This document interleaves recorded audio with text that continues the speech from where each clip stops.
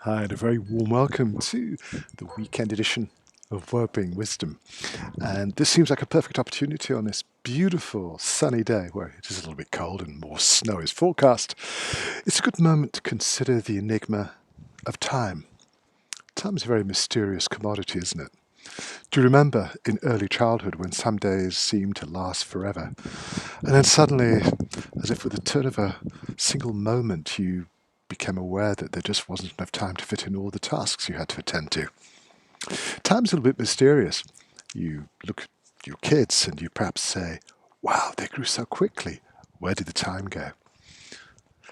The curious thing about this is that we don't really understand the true nature of time.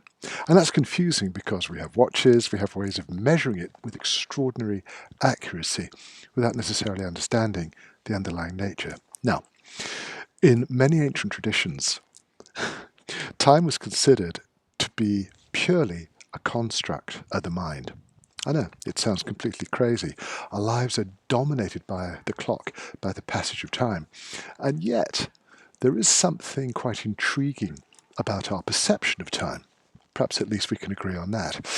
Some moments seem to pass incredibly quickly, others seem to stretch out almost to infinity. And this is where the practice of meditation or mindfulness can be really useful.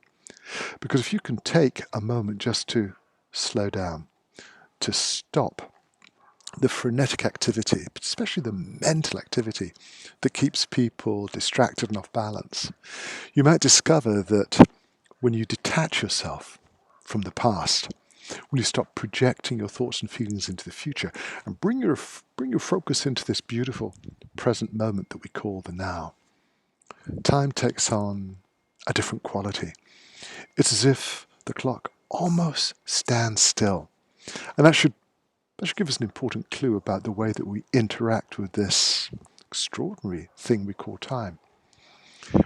I've often asked people to show me the past that they describe, their experiences, because without the memory, we would have no really reliable way to access the experiences that form who we believe we are.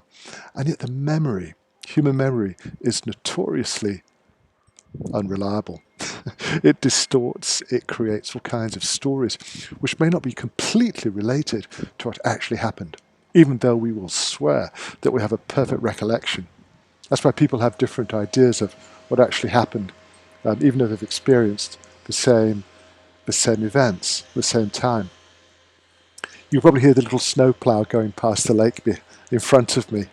Very exciting here, but at least they keep the roads open. The important thing, though, is that this experience of time is largely subjective. Even though we've got measuring tools to say how it passes, and it's very reassuring to know that time follows certain rules, our interaction, our perception of time is deeply subjective. And when you learn how to slow down and relax and get your thoughts and feelings into the present moment, your perception of time will change. According to the ancient traditions, it isn't just the concept that time is purely a mental projection. They taught that everything is a projection of the mind. But they also taught that time is not necessarily linear. Now we're taught from a very early age to live in a world where time follows the same strict progression, past, present, future. Unidirectional, cannot go back. But the ancient teachers said that's not necessarily true. And that opens up a whole new area for discussion.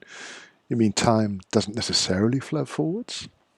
According to the ancient traditions, no, it doesn't. And once we detach ourselves from the immediacy of this little bubble of perception we live in, our awareness of time and how it functions can undergo a radical shift. Perhaps as the Roman poet Sallust said, these things never happened. They are always. It's an interesting concept, isn't it? Detached from this obsession with the way time progresses, we can perceive things in a different way. So here's a suggestion. For your health, for your well-being, for your creativity, and in order to reduce your stress, take a moment just to slow down, relax, bring your focus into this beautiful, precious, unique moment that we call the now. And I'll leave you with a an intriguing thought that in the Taoist tradition, the philosophers taught that this moment, this now, is the only reality. And it is such a perfect and precious moment because every universe that ever existed was born in this moment. Quite a profound thought to contemplate as you're enjoying the weekend. We're going to be expecting some ferociously low temperatures in the next few days, and that probably means we're going to have more snow.